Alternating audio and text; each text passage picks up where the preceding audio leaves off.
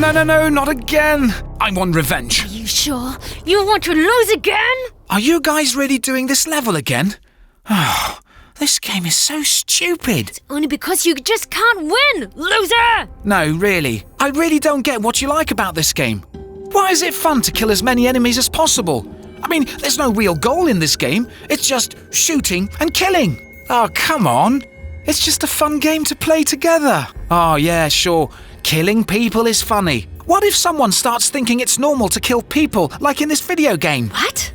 Don't start talking about video games being bad or video games causing violence. You sound like my dad. Well, maybe he's right. Well, maybe you are just upset about these video games because you are a Christian. And because Jesus always feels so good about himself and solves everything without violence, huh? And what's wrong with that? I find it inspiring to see that Jesus always resisted violence and Christians were pacifists. Christianity and pacifism? Is this a joke? Oh, come on, there are plenty of examples of violence in the history of Christianity. What, did you forget about the Crusades? Well, yes, you're right, but... well, now I'm confused. But I really think that Jesus and the church nowadays want peace in all circumstances. No? Well, let's see. Let me look this up.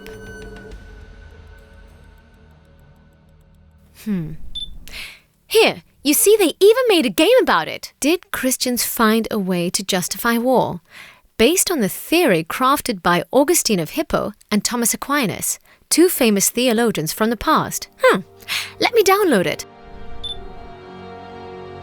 History has been forged by violence and war. Two theologians took on the challenge to create a theory that would change the way we view our history. A theory on how Christians could justify the last resort of using violence and war.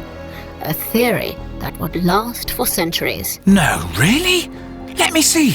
What kind of conditions can justify violence? Let's find out. Decide over the faith of the perpetrators and judge if the use of their violence was justified. Number 1. Just cause. War and violence can only be used as a response to injustice. For example, when a country defends itself, or when a country is defending another country that is being unlawfully attacked. Number 2. Right intention. War must be aimed at an ethical goal and ultimately at restoring peace. One cannot go to war to achieve another goal, for example, economic interests. Number 3. Last resort. Violence and war should be avoided as much as possible.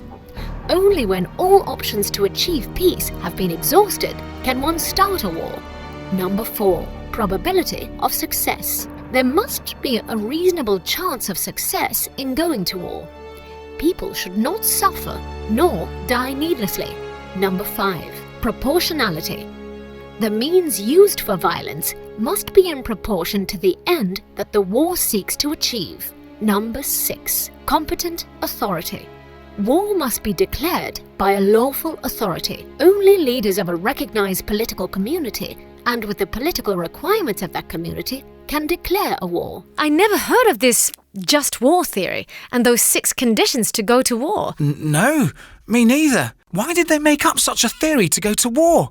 I thought Christians always wanted to behave in a non-violent manner. Maybe we could find out more about it. Look, there's a VR experience.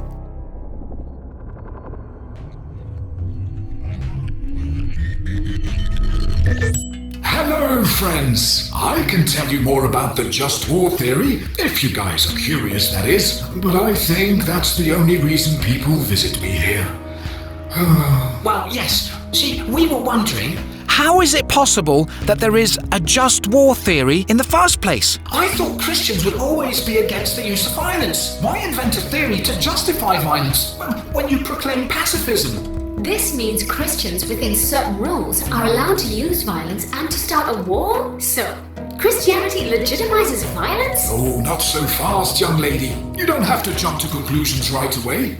You've already learned about the 6 conditions to justify a war. This theory, or we can call it a tradition, is an ethical framework originated by Catholic theologians like Augustine of Hippo and Thomas Aquinas, and has been adapted and reformulated over time according to context, time and place. So, how can we understand this just war theory? The just war theory was not invented to allow or legitimize violence. It's the other way around. I don't get that at all. For example, one condition states that war must be a last resort. In this way, the theory of just war aims to encourage authorities to first look for other alternatives in order to achieve peace. Oh, like diplomacy? Exactly. Also, you have to look if your intentions are good.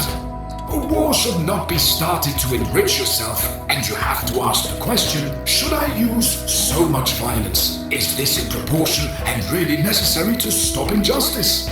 So if I understand correctly, the use of violence should always be a last resort in conflicts between different countries, religions, and people. Thus, this theory is invented to postpone the use of violence for as long as possible and to look for other solutions first? Now you get it. And that's my teaching.